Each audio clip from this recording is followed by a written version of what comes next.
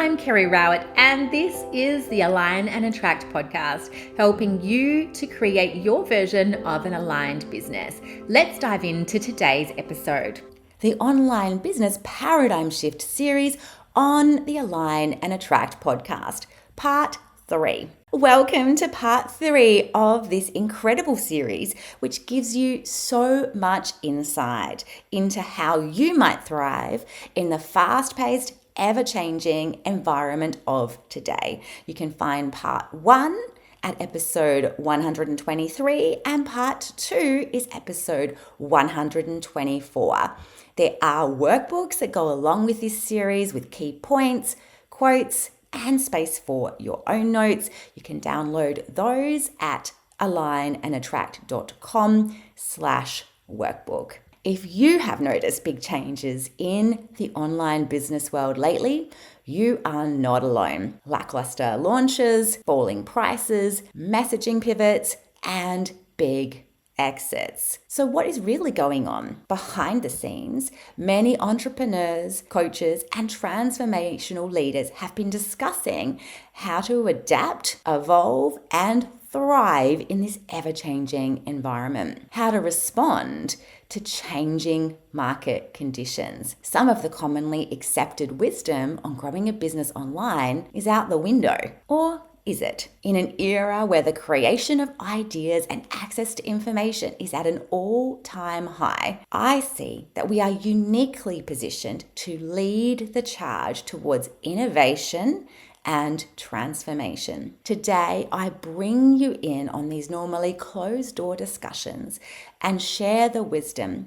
of some of the biggest minds in the transformational business world online. These conversations were catalyzed after I published episode 120.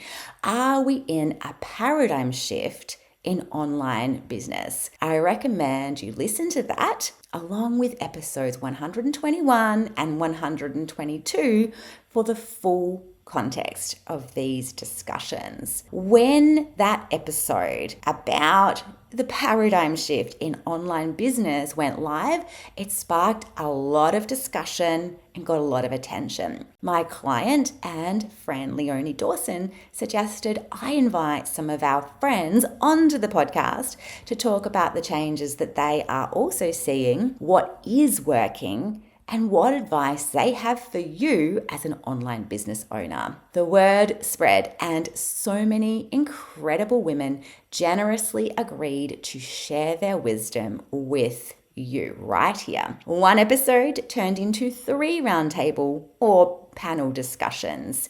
I know that you loved the first 2, and this one is equally fabulous. You will find website links and Instagram handles for each guest in the show notes. And today you'll be hearing from Suzy Ashworth, success coach, Erika Cramer, coach, and the Queen of Confidence, Emily Osmond, marketing educator and mentor, Katie Chappell, illustrator and creative mentor, Rebecca Saunders, serial entrepreneur, Suzy Chadwick, business and mindset coach, led by me, Kerry Rowett, kinesiologist and Reiki master. Let's dive in to part 3 of this brilliant discussion, and I cannot wait to hear your insights. Hello and welcome. I am so excited to be talking with you about this very important conversation about these changes we are all seeing in the online space and this paradigm shift that we are witnessing. So to kick us off, I would love you to share what it is that you are seeing in terms of these changes in the online space. And you can include any changes or impacts to your own business if you wish. Emily, could you get us started? Absolutely. And thank you for having me, Kerry. It's so good to be here and to see lots of incredible brainy people as well. So one of the changes that I've noticed, and this is from inside one of my programs, is just a difference in the appetite for showing up live to live sessions. So in the past, and I've noticed this with my own behavior too, it's like, okay, there's this call coming up. I'm going to be there. I'm going to put it in my diary. And now I've definitely noticed a shift in like, oh, I'll catch the replay and I'm the same. I'm like, unless there's a real reason or a very specific topic or outcome that I know is going to be there, I'm less likely to show up live.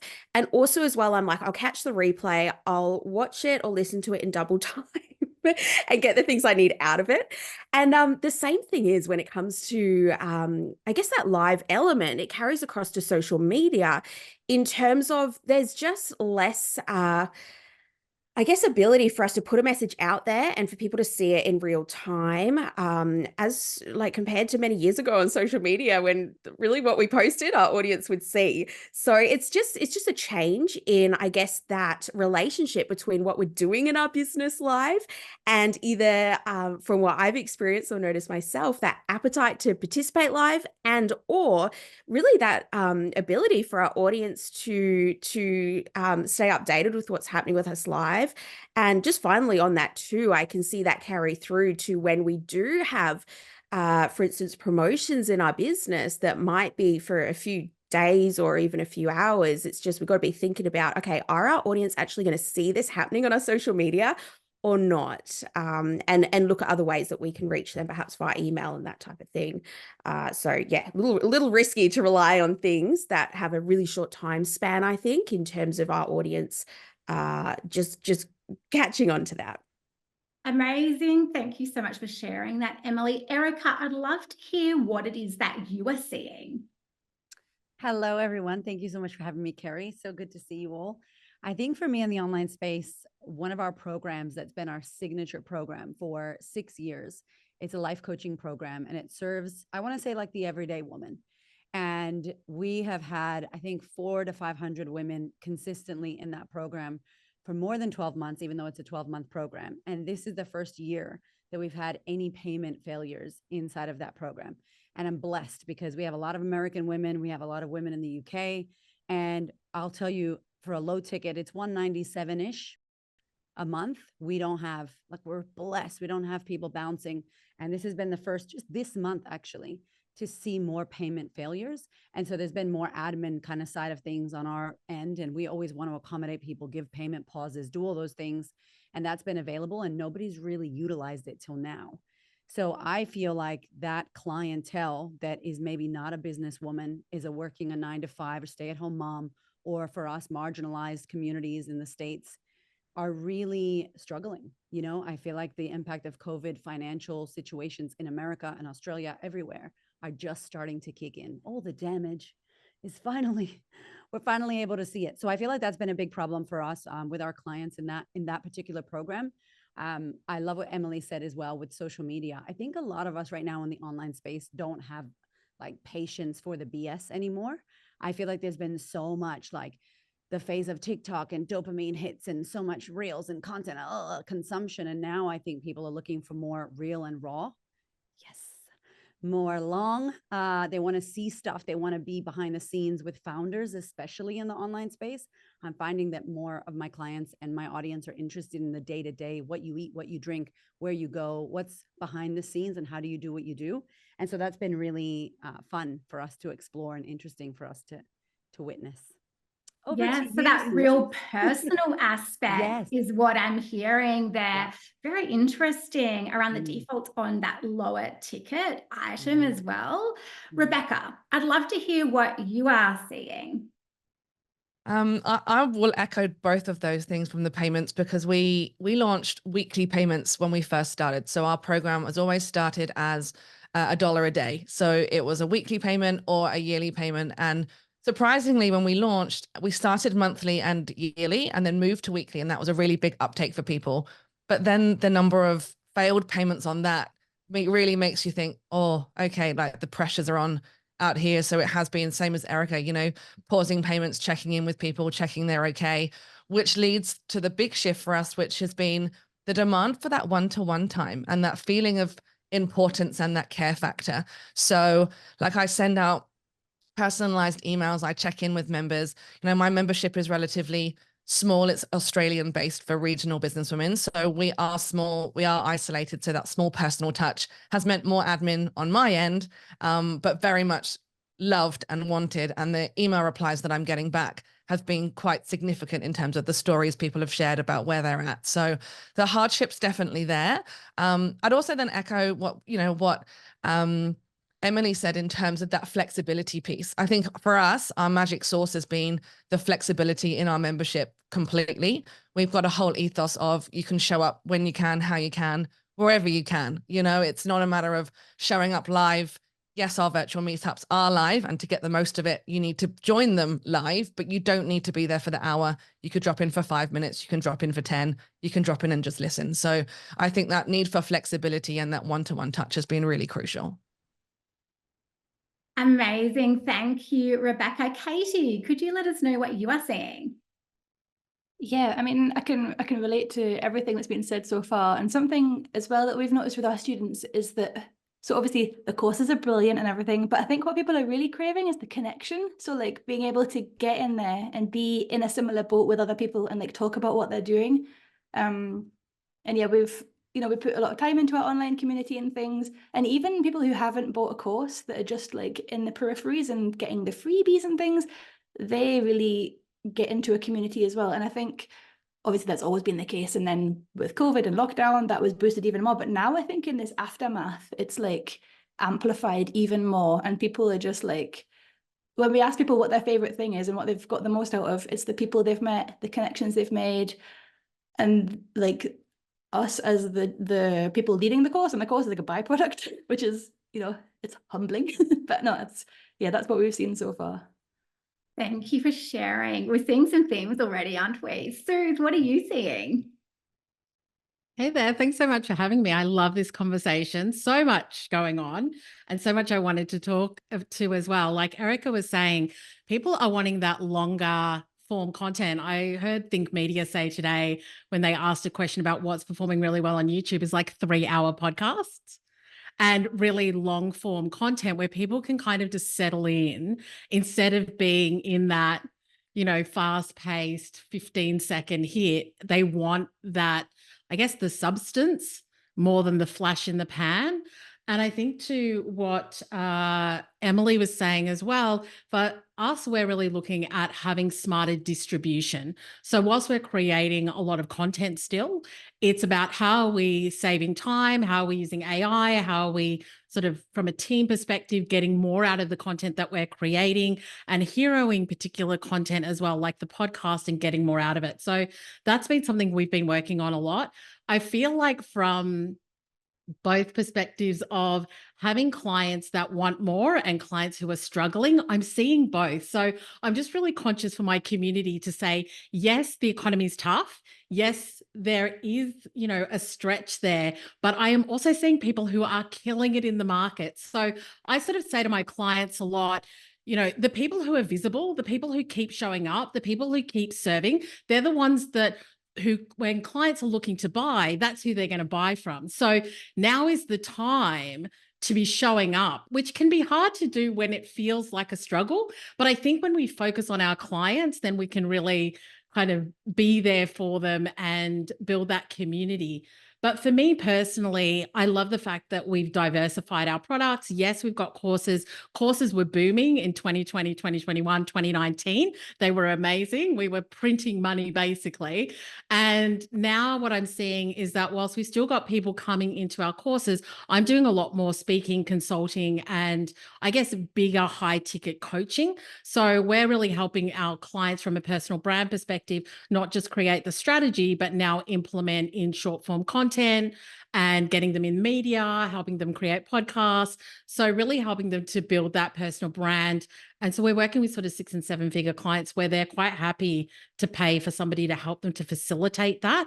And that's kind of where I've seen the shift from a lot of course-based clients where, yes, we have had a lot more failed payments this year and trying to accommodate that, to now speaking more, getting paid for that, and working with, I guess, clients who are happy to pay a higher ticket price for a deeper service and a more like a broader service for them to be able to implement.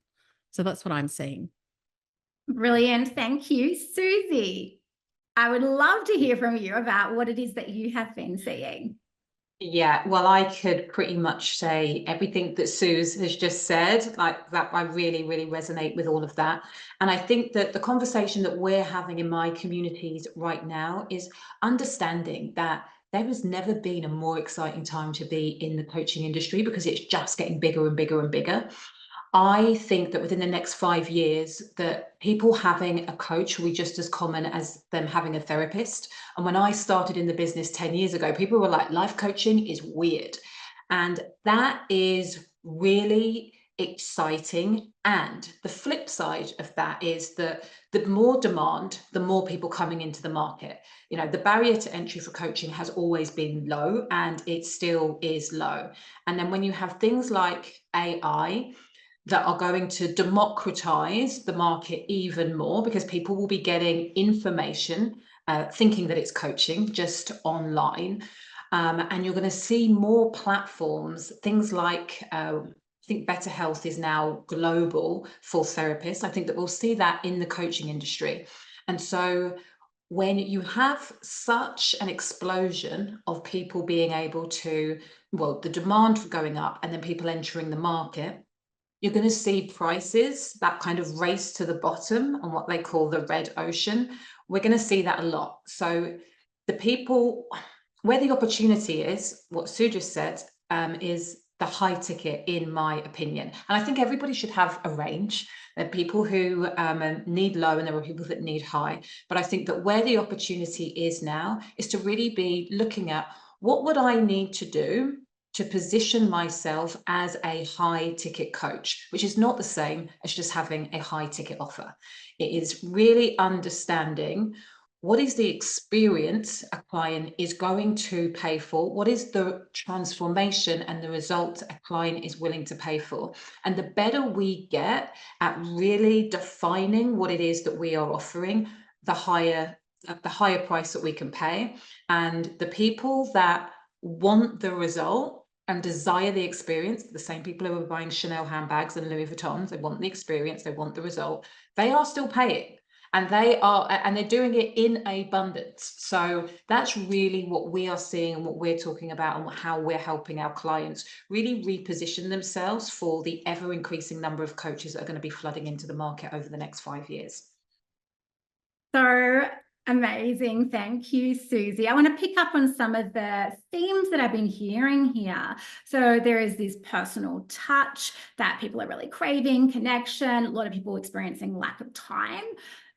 Defaults on payments, that's really coming through today. And I'm recording this episode a month or two after the first two episodes, and I think this has kicked in even more in recent months. So very interesting. Also interesting to hear about this trend towards long form content being something that people are more interested in, this smarter distribution. AI is starting to come through in our conversation, and diversifying offers and price points. So we know there are people who are thriving at this time.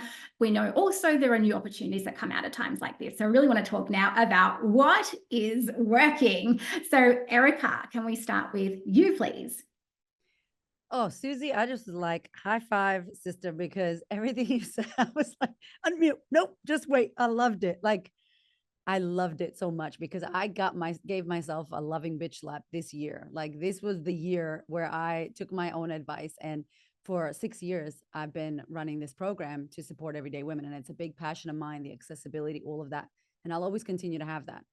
But this year, I finally was able to launch my high level program that I have it in a journal from 2022. And it was like the Queen's Table. And finally, always at the craziest time, which is June, I launched it. And I'll tell you, I'm now one of those people that I'm like, I'm thriving. I'm killing it in myself, like financially the best ever. And it's like, how wild, because it didn't feel like that from 2021. I had my own like personal issues and family and stuff, and it really rocked the boat for us. And it's interesting what Suzy and Suze were saying, because one of the things that I feel like I wasn't doing was I wasn't looking at the very small audience that was watching me from the sidelines be like, dang, how'd she do what she's doing? How you did that? Oh, how'd you do this? I wasn't watching them. I was still very tunnel vision with, this is my offer. This is what I came here to do in the world. This is my purpose. And it is. Female Tony Robbins, 100%. However, on your climb, there are things that you're doing and there are people that want to do what you're doing. So what are we paying attention to what your audience would like to learn from you, not what you think your offer needs to be? And that's that pivot, right? And so I had that in there for 2022. This was the year that I could do it. I was like, I'm launching Queen's Table. It was different to what I wanted to do in 2022, but it was literally, I walked off the TEDx stage in March and I got this idea that, you know, what those ideas y'all get that just like, they come off of you and they just download, and they, in 2 seconds, there's a landing page, there's an offer, like your whole team's on it and it sells out. That's what happened. And I was like, oh, I have neglected the 30% of my audience that are high level women that have been watching going, how, when, where, why? And I am a non-gatekeeper person. I'm like, this is how I did it. This is who you need to meet. This is the connection. And I feel like that's a trend as well. Like women are now being like, hey, let me support you for real. Let me actually help you win. Here are the phone numbers. Here's the email. Here's the contact. Here's the software, AI, like no gatekeeping. And so I launched this early June. We haven't started until July. And I'll tell you now, I'm already like, okay, welcome. Like, this is where I'm supposed to be. This is where my audience wants to be. But Carrie, it's 30% of my audience. 70% of my audience is low ticket, binging podcasts. They love me, but they're not that high level. They're not the ones that are dropping the dollars on that. They're not them. So it was an interesting shift for us to go, oh, hello, 30% of you that don't comment, but you DM, you know, and really launch what they needed. And so literally what Suzy said, like that's what we've created. And so now it's supporting women to be the queen bee of their industry, supporting women to take up space, supporting women to, oh, okay, I don't know what that is, but that's cool. There are sparkles coming behind me because I don't know. Thank you, Zoom. Anyway, wow, this is how amazing this program is going to be. So it's been incredible. Zoom is like with me. So anyway, that's working for us, supporting high level women, supporting the small group that follows us, that really want to speak, that want to own their space, that want to write books, get on big stages, and just blow up their personal brand. And so I think the credibility piece is we underestimate how much people watch us when we're struggling. They watch us when we, as Suze said, we show up even when it's hard. We show up when it's quiet. We show up in lockdown and people watch you. And then when you're ready to launch that thing, they go, you are that woman. You've been her from the beginning and I trust you so much so that I want you to, you know, work with me. So that's what we've been doing and it's been amazing and I've been loving it. Sorry, it took a long time. Me and my Zoom fireworks girl. Over to you, Carrie.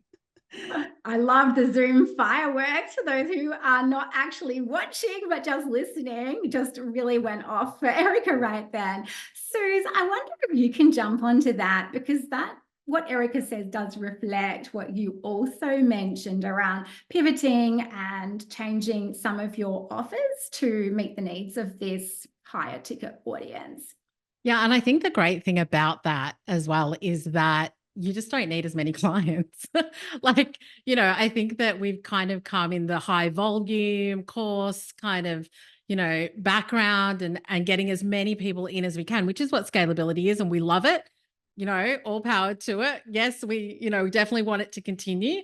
But I think also when you get those clients where they're just like 10,000, 20,000, 30,000, like it's fine, then you just don't have to work as hard to get as many clients in, and there's not as many systems and all the rest of it that need to be running and launches and, you know, funnels, etc. So having all of that in your business is great. And I think majority of us have probably already got a lot of that in our business. But I do think that the market is shifting really fast. And I think that, like Suzy said, there's a lot of people coming into the market.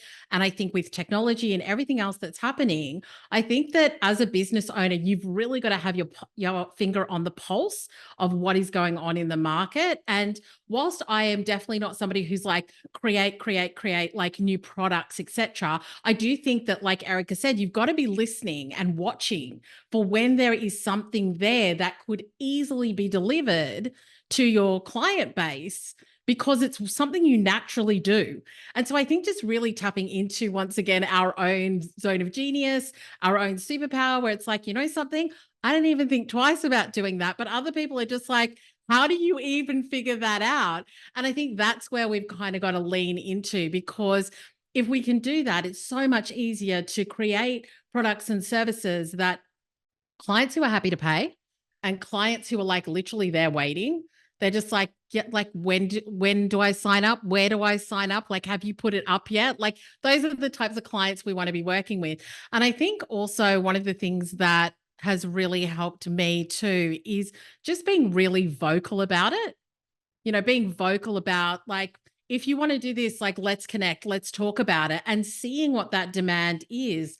And I find that depending on what you are offering, I've had some really interesting, like, people who I never would have guessed would have been interested in working with me on a particular thing. They're like, me over here. And I was just like, wow, okay, cool. Like, yeah, let's go. And so I think us continuing to be vocal, and I always talk about it, you've got to be the leader in your industry. Like, if you want to lead, you've got to be a leader. You've got to step up. You've got to talk about the things that you believe. And I think just really continuing to have that values alignment, being the voice of your industry as far as what it is you want to put out there. Once again, it's kind of going back to what I was saying at the beginning. You just got to show up. You've just got to keep banging your drum. And I think also not being scared, like, now is the time to not be controversial as such, but to have an opinion, because that's what people are looking for. When the market is busy, there's so many people, there's so much noise, everybody sounds the freaking same. And so now is the time to be different. And I think we've got to be intentionally different. And that's something that I work with my clients on, like, what is the thing you're not saying? And so I think that for anybody in the market, those are some things just to think about, whether you're being vanilla or whether you've got something worth saying. So great. So really allowing yourself to stand out is what I'm hearing there. So amazing. Suzy, I want to come back to you, because this is really building on some of the things you were talking about earlier. So what else are you seeing to really work at the moment? It's community, getting people in live spaces in the room. And I think that that is only going to get bigger and bigger and bigger.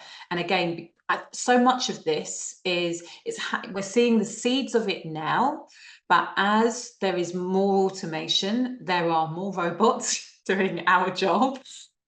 People are going to crave eyeball to eyeball content. And so, I've just hosted retreats. I do 2 live events every single year, and people lap them up. They want to be in community. And if you are building tribes where people are like, you're my person, you're my person, you're my person, you're going to win. And so whatever the program you're creating, if there is capacity to add a live element, go for it. And I think that when you are working globally, it's still, if you can still take the live in the room and add it virtually. So you can still create that kind of live feeling in a virtual space, but community, community, community. And then there was something else that Suze just said, which I want to piggyback on, and that is Sally Hogshead, the lady who designed How to Fascinate. She said in a conference that I was at a couple of weeks ago, different is better than better. And I really, really loved that. We are going to be, not sure if this is new news, to be honest, but the invitation is for us to go deeper when it comes to allowing your own unique transmission to come through. The more you can be, the more different you will be, and the more people you will be able to attract. Oh my gosh, boom, Suzy. I love that. I was just writing a note as you finished up there, because I love that point so much. Rebecca, you are doing some live events in your business. I know actually most of this group are, but I'd love you to speak to that and what else it is that you are seeing is working. So our big thing from the beginning has always been community and connection. So the Champagne Lounge was always community, connection, celebration, because we don't get to big ourselves up enough and be really proud of what we're achieving. And so the community aspect and that conversation and that connection piece has been huge. And so being different has been the real key factor there, because we don't do lessons. There's no mastermind. There's no master classes. There's none of the usual traditional what you'd find inside an online program, because that's not what we are. We're a community to connect, support, and people to converse. So for us, that's that magic piece. But, talking about being different and doing things differently, for a while now, and doing high ticket as well. For a while, I've been hosting personal dinners in my own home. Like that, people if you're watching me know that I love to cook, know that I love to host. And so why wouldn't I do it? And then when I started it, people going, you're letting people into your house? I'm like, yeah, like, why not? The table seats 10, so come on in. And so that's been a really interesting thing for people to get their heads around, because we're not in a restaurant. It's not a big environment. There is only a limited number, but then the conversations are more authentic. They go deeper. They get to see you as a real person, which leads into those bigger ticket things, or sometimes it doesn't. I've got people that come to the dinners and they love them, but they're very clear they'll never join the community because that's not what they need. But they absolutely love coming to the dinners and coming to have the conversations in real life. So like fitting it all and watching that 30% of people, right? There are people out there that want the difference and want you to be doing it differently. And so, why not? I drive around my country town in a bright pink ute and people know exactly who I am and what I do. And I love it. Like, you don't see anyone else driving around in a bright pink car. So do it your way and do it different. Yes, I was about to say, it's that doing it different is really coming through in this conversation, isn't it? And really allowing yourself to stand out. I don't think it's as easy, though. We say it and we're talking about it as doing it different. I don't know about any of the other ladies on the call, but I'll look at it and go, I have to do it with blinkers on. Like, I can't watch what other people are doing, because otherwise I'm going to lose my vibe and lose my personality and try and do it like other people. So it is hard, but once you find the vibe and find your uniqueness, it's so much fun to play with, as I'm sure, particularly Erika can attest to, right? You can just own it and walk into the room and just love it, love everything about what you're doing and why you're doing it. Yes, and it takes me back to what Suzy said, as well as what Erika had said, which was about just allowing yourself to really be who you are. And the more that you can tap into that, the more that can shine through. And then you are just naturally different without having to try to be different. Katie, I'd love to hear from you. Yeah, this is so juicy. And that's something, like, we talk about that all the time, because one of the courses is Find Your Creative Voice, Fly Your Freak Flag. And it's all about, like, stop looking at illustration trends, stop trying to be somebody else. Like you said, Rebecca, put blinkers on and just dig into what you really enjoy doing and like magnify that. And it's so interesting, like the thought of having people around to my house and cooking for them. I'm like, oh, no.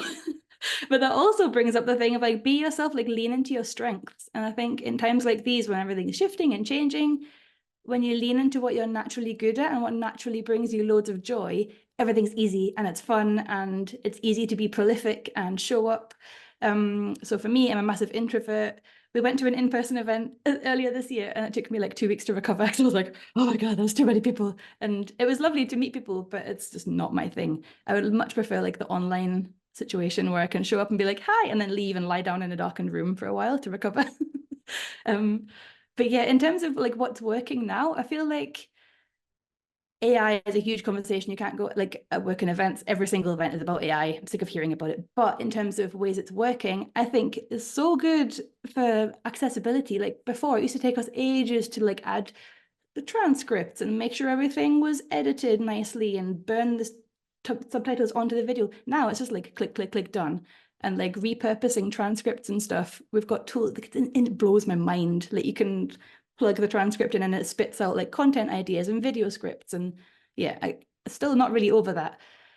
And yeah, what else is working? Going back to basics, like really recently I found like going back to the very, very first courses I ever did about online business and looking at like really defining your ideal person you want to work with and looking at making your offer really speak to them and making sure there's like logic and but also like a bit of urgency and really basic stuff that we all know inside out. Just kind of taking a step back and being like, okay, I'm gonna go back to this and stop trying to be fancy over here. And yeah, so yeah, back to basics, back to what strengths are, yeah, that seems to be like really working nicely. Amazing. Thank you so much, Katie. You mentioned events in there and you're saying that is not your vibe. I know it really is your vibe, Erika. Would you like to expand on that? I love events. I have issues too much. So from the beginning, we had, I think in 2019, Suze, we did an event together then. I counted, we did 19 live events in 2019. So COVID really like hurt my soul. And even then, as Suzy said, I was like, we're doing virtual. We're doing whatever, we're going to do it. And so recently we've continued to do live events. And I think it's something that you can't make a robot Erika or a robot Emily or a robot Carrie. Like you could try, but nothing is going to beat the real deal. So I feel like the live events, as Suzy said, it's something that will always cut through if you want to stand out, like meet someone in person. And even if you're introverted, if you organize these events as you are the person teaching or facilitating, or it's a community event where everyone else is hosting and holding space, or it's a lunch, this is something that I think we have a massive opportunity where we can continue to do these events. We recently just bought a live stream camera because I was also getting venues that had live stream capabilities. Then you have to pay venue fees and do all this stuff. And so now we literally, our camera, we can go anywhere and we can do a live stream, Rode mic, wireless. And we have a beautiful, amazing AI track like camera that we under $300 that we bought. So no matter where we go, our audience can come with us. And so I think having that ability, no matter if it's live or virtually, live events is so incredible and so important. And it builds that beautiful cohesiveness. So yeah, if you're listening to this and you're like, okay, I want to do something with the community, live events has been something for us that from the beginning worked. And I think also social media, like people get their phones up, you connect to people, you meet people, and you never know who's going to be in the room and who's watching that. And so I feel like it's a big opportunity for live events. Suze, what do you think, my friend?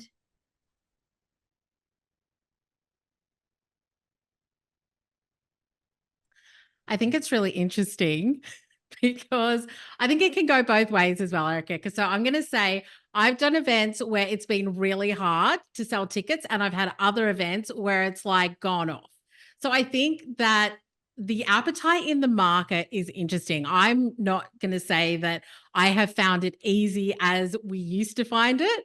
Like when we were running events on the regular, dinners, conferences, like breakfast, all the rest of it, we would just sell that out every single quarter or whenever we would do it. And now it's really interesting. I love, Suzy, that you're saying it. I love, Erika, that you're saying that as well. Maybe I just need to like go bigger with it, but it has been a challenge to like get people in the room lately because people are just really comfortable at home. That's what I found. So I would love to do more events. I love events. I think in person is absolutely like amazing for your business. I think for us, it's getting back into the groove of it. We're not back in that groove just yet. Thank you for sharing that, Suze, because I think that's great for people to hear as well, is sometimes what is working for somebody might not work for another person.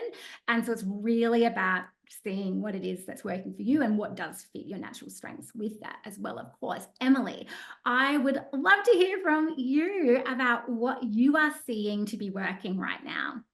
There is so much to touch on based on what everyone said. I wanted to touch on what Katie said around it's really the point that there's no one way to do things. And we're hearing this in this conversation too, around some people are finding this certain type of offer or events are working really well and other people perhaps not so much. But something that I would recommend and something that I'm doing myself is just listening and asking your audience what it is that they really want. And I think there's a lot of us, and Erika mentioned the word tunnel vision, that have had our offers for a significant amount of time.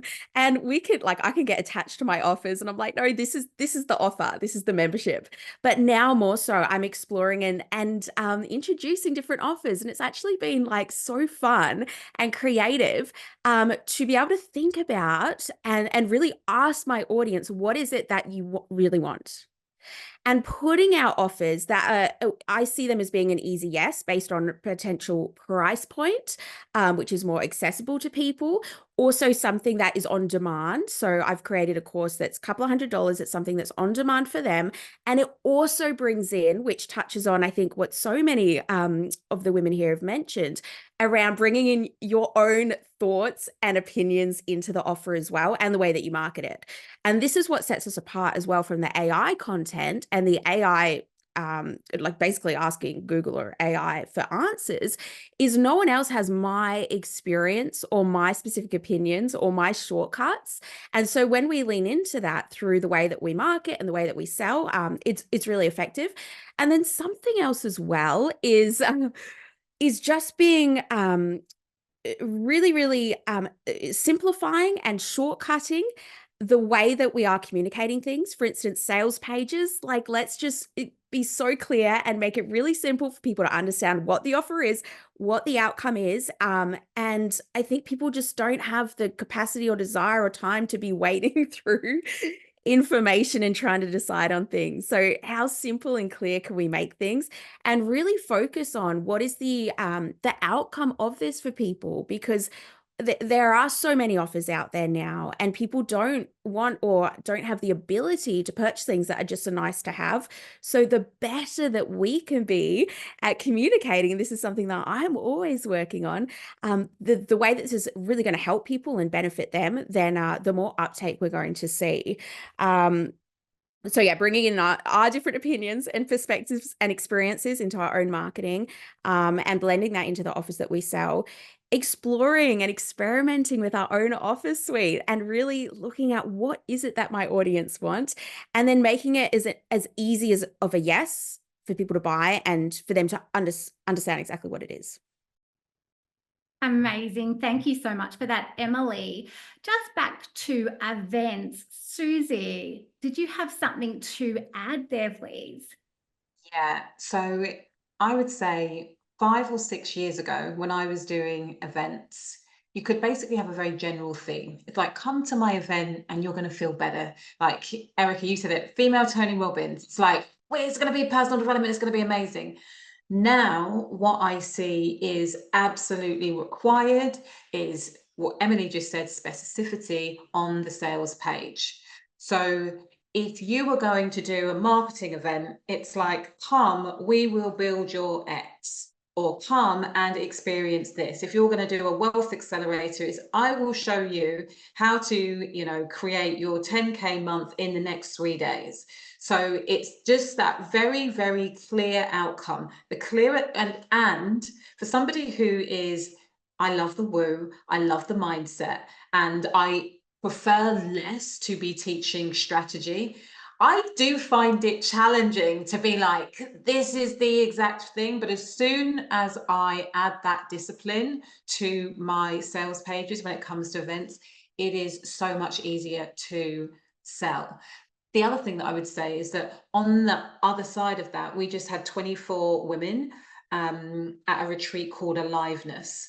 And every single word on that sales page epitomized the feeling and the experience they were going to get. So even though it wasn't this is going to make you 10K, this is going to, it wasn't a monetary thing, everything spoke to that feeling that my women really, really desire. So it's specific, but in a slightly different way. So I would say that is the most important thing. It's not so different from courses, but I don't think that we always apply it when it comes to our event pages.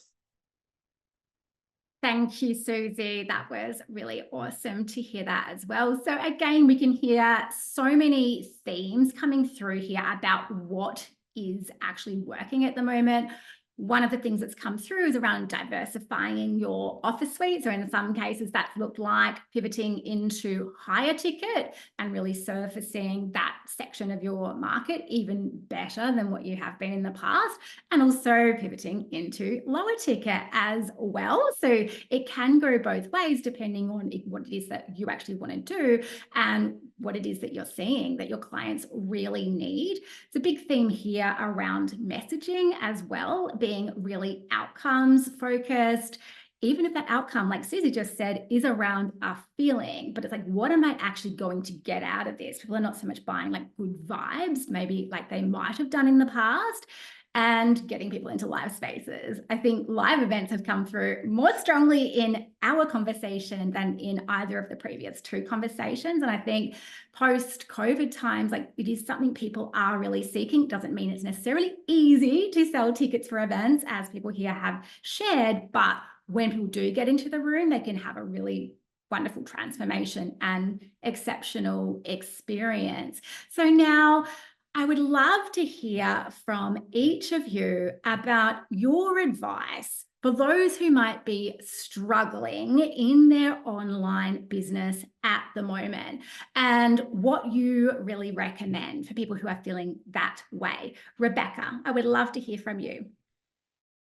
Ooh. I would probably start with that with looking at what you're offering, and are you offering too much? You know, I think we can all fall down the route of I can make this offer, I can do that, I can create. And that often adds to our overwhelm. So like looking back and going, well, what have I already got? How could I repackage this?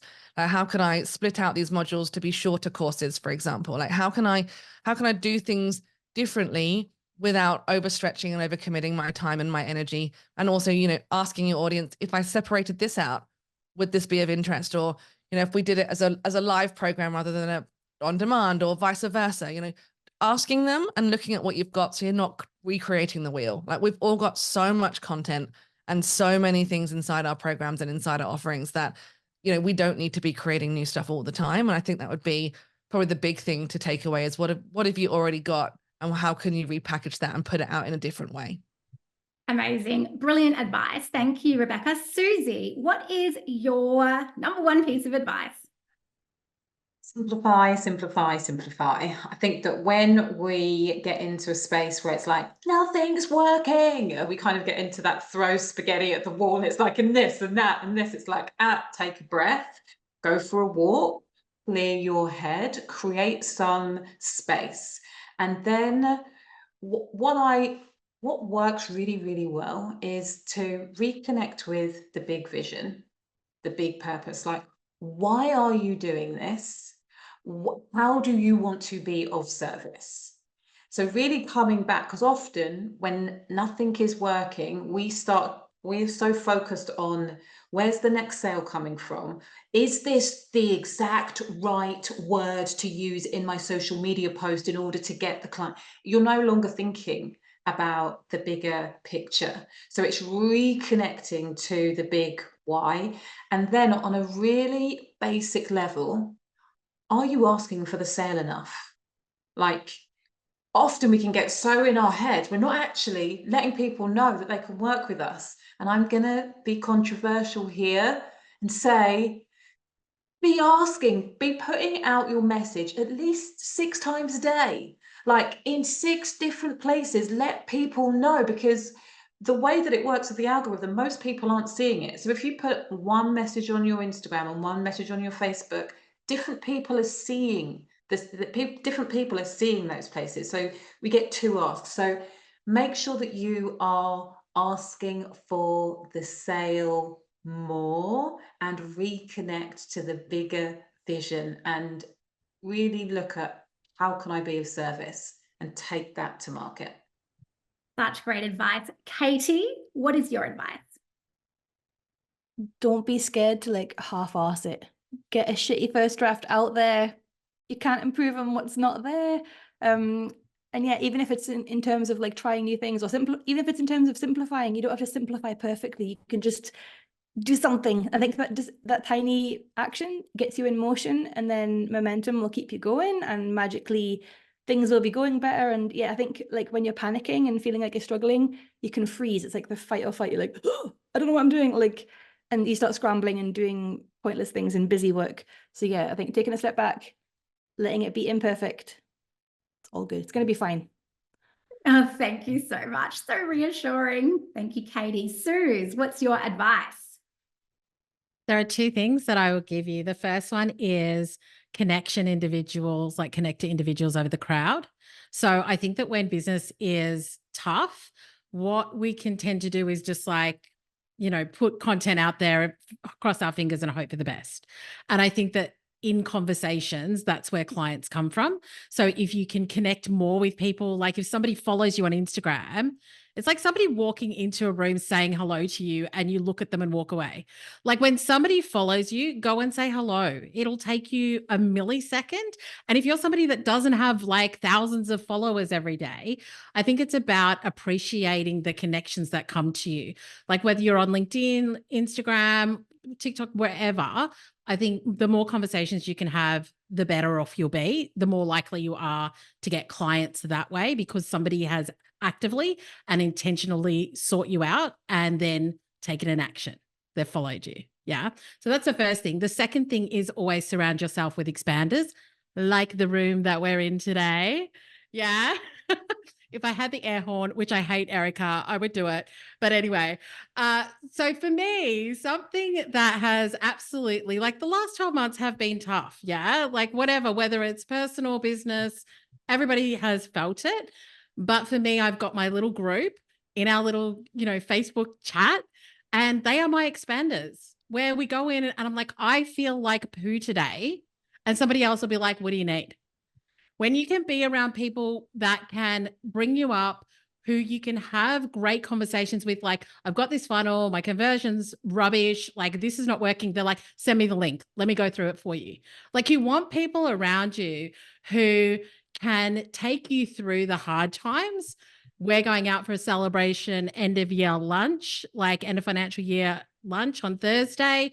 Like you want to have your own posse and your own support group, because most of us are supporters. We've got communities, we've got clients, we're doing these big things, and it's our energy that we're putting out there, which we all love. We wouldn't do it if we didn't love it.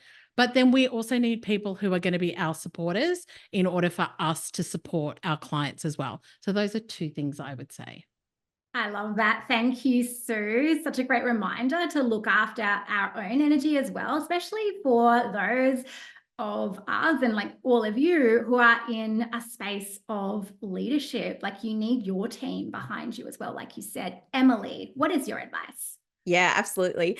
So now is the time to test and to, I think, like let go of our own egos and our own assumptions around like, this is the thing I'm offering, or no, I've been around for a while now, so I'm not allowed to fail. I'm not allowed to explore and test new things. So definitely a time to test. And then as well, like on that, I would really recommend getting offers out there as quickly as possible, rather than like spending months and months trying to perfect them or create them, and just see what it is that your audience are actually going to buy. And then you can work on fulfilling it. And then what Suzy said on that too is like making that available to buy, and definitely inviting your audience more times than you think you should or should need to, because like Suzy said, it's so easy for your audience not to even know what you sell, not to see that thing you have available. So pretty much like almost every piece of content being like, hey, by the way, if you want help with this, like, click through or reach out or whatever it might be. It's an invitation. So those people that want it, like Erika said, she has those people in her audience. As soon as they have that invitation, they're like, that's exactly what I want. So a combination of those things. Brilliant. Thank you. Erika, can you wrap us up? What is your advice? I just love everything all y'all said. I really love the intentionality, Suze, that you mentioned there, because my thing was really read the room, zoom out. Sometimes we can't see the little fishbowl that we're in, and we get, like Emily just said, like we get that tunnel vision, like this is my offer, this is what I do, this is my niche, blah, blah, blah. We're veterans, we've been doing this. And maybe your mentor that hopefully you have, because we need to have coaches, we need people that are going to support us. We need communities, like Sue said.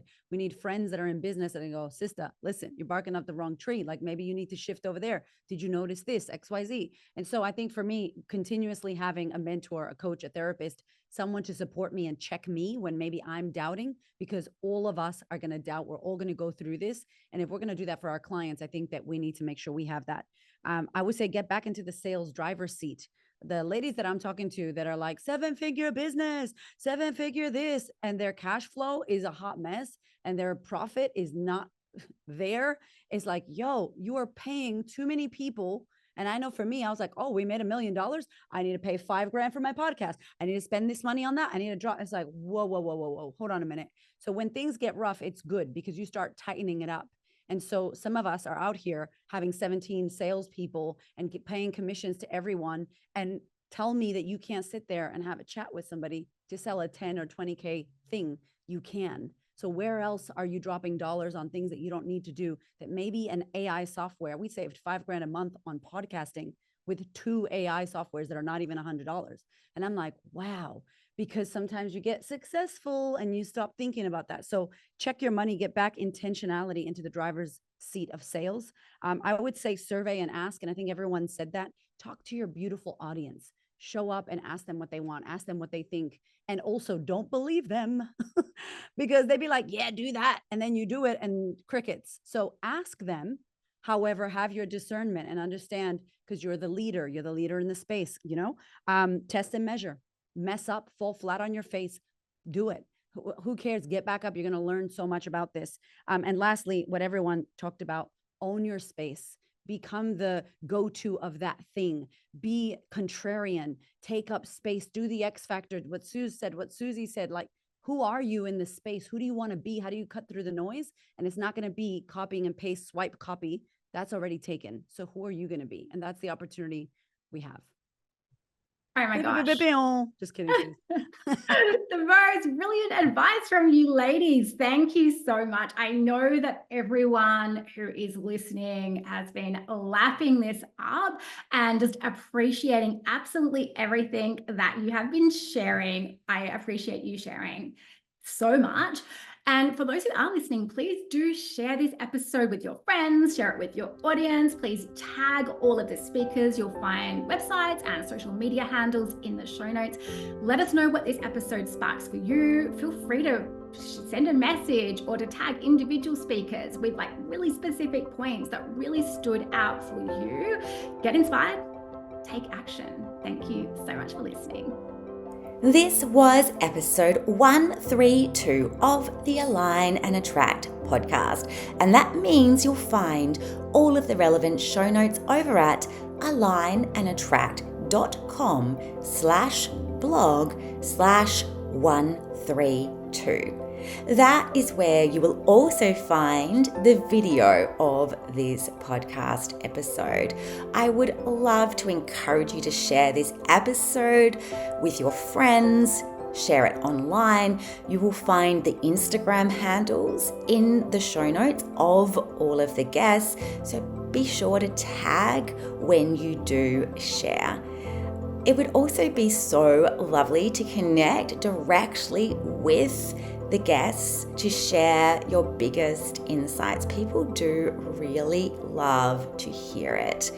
Remember, you can get the workbooks for these episodes at alignandattract.com/workbook. I would love to hear your biggest takeaways from this episode, or indeed the whole series, over at Instagram. Let me know at Kerry Rowett. I hope you use the epic wisdom shared here to inspire and motivate you, and to really help you to see what is possible for you too. I hope you have the most incredible day, and I'll speak with you very soon.